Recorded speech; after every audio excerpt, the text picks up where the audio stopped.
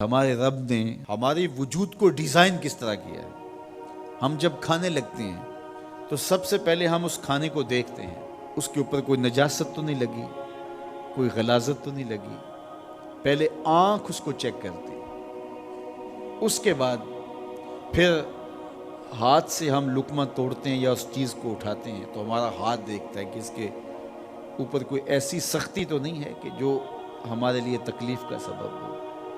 پھر مالک نے ہماری ناک کو ہمارے منہ کے قریب رکھا ہے۔ ہماری آنکھیں دیکھتی ہیں، سونگھتی نہیں ہیں۔ ہمارا ہاتھ پکڑ کے محسوس کرتا ہے لیکن سونگھتا نہیں ہے۔ اب اس چیز کو ہم اپنے منہ کے قریب لانے لگے تو سب سے پہلے جو ہے وہ اس کو اس سینسر سے گزارا گیا کہ اس کے اندر کوئی معمولی سمیل بھی ہوئی تو یہیں سے چھوڑ دیں گے۔ لائے تھے ہم حلال رزق سے، لیکن پھر بھی ہم نے اس کو آنکھ سے چیک کیا، پھر ہاتھ نے چھوا، پھر سونگا۔ اس کے بعد پھر اب ہم زبان پہ رکھیں گے۔ اب ہمارے رب نے زبان کو 3 حصوں میں تقسیم کیا ہے۔ زبان کی جو نوک ہے اس کے اوپر نمکیات کو چکھنے کے ذائقے رکھے ہیں۔ زبان کا درمیانہ حصہ جو ہے یہ مٹھاس کا احساس کرتا ہے، اور حلق کے قریب جو حصہ ہے یہ کڑواہٹ کا احساس کرتا ہے۔ تو اب اس کو زبان پر رکھ کے چکھا کہ یہ بد ذائقہ تو نہیں ہے۔ اب زبان نے بھی کہہ دیا کہ اس کا ذائقہ بھی ٹھیک ہے۔ اب دانتوں کی چکی میں پیسا کہ اس کے اندر کوئی ایسی چیز تو نہیں ہے کہ جو تمہارے معدے پہ شاق ہو، پھر تمہارے حلق سے نیچے اترا۔ وہ رب نہیں چاہتا تمہارے حلق میں ایک لقمہ بھی ایسا جائے جس میں ذائقہ نہ ہو، جس کے اندر بدبو ہو، جس میں تعفن ہو، جس پر کوئی غلاظت ہو اور جو ناپسندیدہ ہو۔ تمہارا رب چاہتا ہے تم طیب لو، ستھرا لو، تاکہ تمہارا ظاہر بھی ستھرا ہے، تمہارے وجود کا حصہ بننے والی غذا جو ہے وہ بھی پاک اور ستھری۔ تمہارا رب تمہیں صاف دیکھنا چاہتا ہے، صاف رکھنا چاہتا ہے۔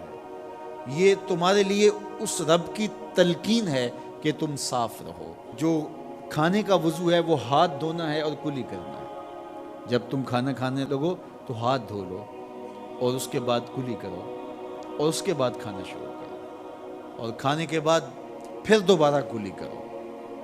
اور ہمیں بار بار مسواک کرنے کی تلقین کی گئی۔ مسواک منہ کو صاف کرتی ہے اور رب کو راضی رکھتی ہے۔ میں نے کہا کہ جب بچہ پیدا ہوتا ہے تو اس وقت اس کو غسل دیا جاتا ہے، اور جب جنازہ اٹھتا ہے تو اس سے قبل بھی اس کو غسل دیا جاتا ہے۔ غسل سے کہانی شروع ہو کے غسل پہ ختم ہوتی ہے۔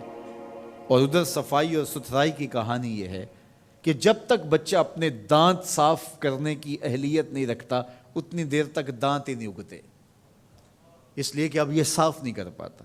اور جب وہ صاف کر پائے گا تو پھر دانت اگنا شروع ہوں گے، اور پھر ان دانتوں کو ہر لحاظ سے صاف رکھے، ان کو ستھرا رکھے۔ میرے اور آپ کے آقا و مولا حضور ختم المرتبت صلی اللہ علیہ وآلہ وسلم کا جب آخری وقت آیا اور حضرت اسرائیل علیہ السلام قبض روح کے لیے اجازت طلب کر رہے تھے تو حضور نے فرمایا عائشہ مسواک دو، تو حضور کو مسواک دی گئی۔ نکاحت تھی، کمزوری تھی، اور مسواک سخت تھی، تو حضور نے ارشاد فرمایا عائشہ اس کو چبا کے دو۔ تو ام المومنین سید عائشہ رضی اللہ تعالیٰ عنہ فرماتی ہیں میں خوش قسمت ہوں کہ آخری لمحات میں میرا لعاب اور حضور کا لعاب مل گیا۔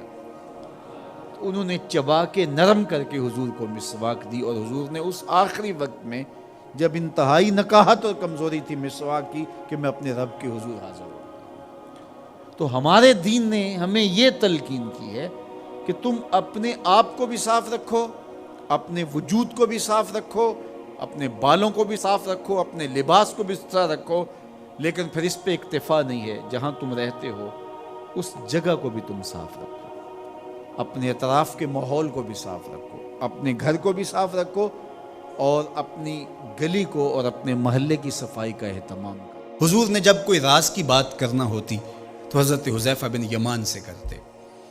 تو فرماتے ہیں کہ میں چونکہ حضور کے ساتھ نماز نہیں پڑھ سکا تھا، کافی وقت گزر گیا، تو ماں نے مجھے اجازت دی حضور کی خدمت میں حاضر ہونے کی۔ اس شرط پہ ماں نے چھٹی دے دی کہ حضور سے جا کے میرے لیے بھی اور اپنے لیے بھی مغفرت کی دعا کروانا، چونکہ صحابہ کی شدید آرزو ہوتی تھی کہ حضور کے ہاتھ اٹھ جائے۔ انہیں پتہ تھا کہ یہ ہاتھ اٹھ جائے تو باب اجابت تک پہنچتے ہیں، پھر خالی نہیں موڑے جاتے۔ تو کہا کہ حضور سے میرے لیے اور اپنے لیے مغفرت کی دعا کروانا۔ ماں نے اجازت دے دی تو یہ حضور کی خدمت میں آئے۔ کہتے ہیں میں نے مغرب کی نماز پڑھی اور سلام پھرا تو میرے دل میں تھا کہ حضور سے ملوں اور کہوں کہ حضور میرے لیے، میری ماں کے لیے مغفرت کی دعا کر دیجیے، لیکن حضور نوافل میں ایسے مشغول ہوئے کہ مجھے موقع نہ مل پایا، حتیٰ کہ عشاء کا وقت ہو گیا۔ عشاء کی اذان پکاری جانے لگی، حضور نے نماز عشاء پڑھائی، سلام پھرا تو میرے دل میں تھا کہ ماں نے جاتے ہی پوچھنا ہے کہ دعا کروائی تھی تو کیا جواب دوں گا۔ مغرب کی نماز کی چھٹی ملی، عشاء بھی ہو گئی اور میں عرض نہیں کر سکا۔ تو میں ابھی سوچ ہی رہا تھا کہ حضور حجرہ انور کی طرف بڑھ گئے۔ اب جنہوں نے مسجد نبوی کی حاضری کا شرف پایا ہے وہ جانتے ہیں کہ مصلی نبوی سے حجرہ رسول کا فاصلہ ہی کتنا ہے، اور جنہوں نے یہ شرف نہیں پایا میری دعا ہے کہ وہ اڑ کے مدینے چلے جائیں۔ سچی بات ہے، جس نے وہ شہر نہیں دیکھا اس نے کچھ بھی نہیں دیکھا۔ جنوں ویک کے اکھیاں ٹھر دیاں نے، جنوں ویک کے ٹھر دا سینہ ہے، ربا تیری ساری خدائی وچوں بس اکو شہر مدینہ ہے۔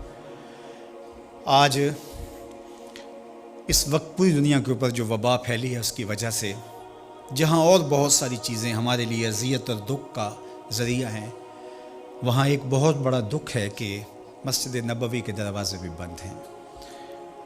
تو یہ دن تھے کہ حرم کی رونقیں دیکھنے والی ہوتی، مواج انور کے سامنے درودوں کی بہار ہوتی، مدینے میں بیٹھ کے حضور کے روضے کے سامنے حضور علیہ الصلاۃ والسلام کے شہر کی پکی ہوئی کھجوروں سے افطاری کرنے کا اپنا ہی لطف ہوتا۔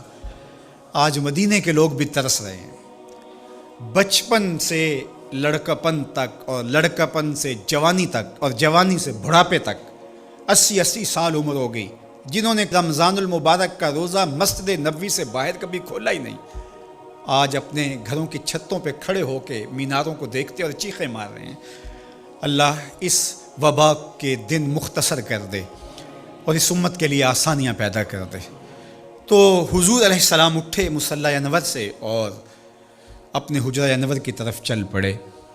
تو حضرت حذیفہ بن یمان کہتے ہیں کہ میں بھی حضور کے پیچھے چل پڑا، غیر ارادی طور پہ کچھ رفتار تیز ہو گئی تو قدموں سے آہٹ پیدا ہوئی۔ تو حضور نے ارشاد فرمایا کہ من ھذا، کون ہے؟ پھر خود ہی کہا حذیفہ تو نہیں؟ قلت نعم، میں نے کہا جی جی حضور میں حذیفہ ہوں۔ تو آقا کریم علیہ السلام نے کوئی توقف کیے بغیر فرمایا ما حاجتوں کا غفر اللہ لک ول امک، اللہ تجھے بھی بخش دے، تیری ماں کو بھی بخش دے، کس کام آئے ہو؟ اب حذیفہ بن یمان کہتے ہیں جو کام تھا وہ تو جنبش لب سے پہلے ہو گیا، یہاں تو لفظوں کا سہارا نہیں لینا پڑتا، وہ بند لبوں کی بولیاں سمجھتے ہیں، تو کہتے ہیں کہ جو حاجت تھی وہ تو پوری ہو گئی، یہی تو کہنا تھا کہ حضور میرے لیے اور میری ماں کے لیے مغفرت کی دعا کیجیے۔ پھر حضور نے ارشاد فرمایا قال ان ھذا ملک لم ینزل الارض قط قبل ھذہ اللیلہ، اے حذیفہ یہ فرشتہ ہے جو اس رات سے پہلے زمین پر کبھی نہیں آیا، یہ پہلی مرتبہ آیا ہے۔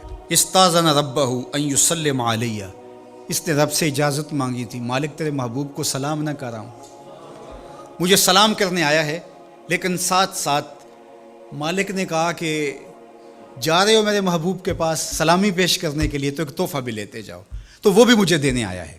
تو وہ تحفہ کیا ہے سنو، بے انا فاطمہ سیدۃ نساء اہل الجنہ، مجھے خوشخبری دینے آیا ہے کہ آپ کی بیٹی فاطمہ جنتی عورتوں کی سردار ہے، اور وَأَنَّ الْحَسَنَ وَالْحُسَيْنَ سَيِّدَا شَبَابِ اہل الجنہ، اور حسن اور حسین فاطمہ کے بیٹے جنتی جوانوں کے سردار ہیں۔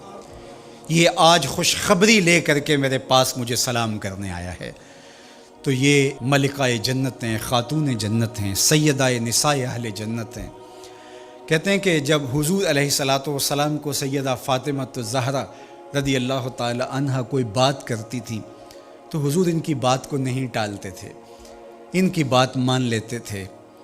تو آج ہم سیدہ فاطمہ الزہرا رضی اللہ تعالی عنہا کی وساطت سے حضور کی بارگاہ میں استغاثہ پیش کرتے ہیں کہ اس امت مرحوم پہ اللہ سے رحم کی خیرات مانگیں اور اللہ میرے وطن کی خیر کرے، امن، رحمت اور کرم نوازیوں کے اجالے اور نور نصیب ہو۔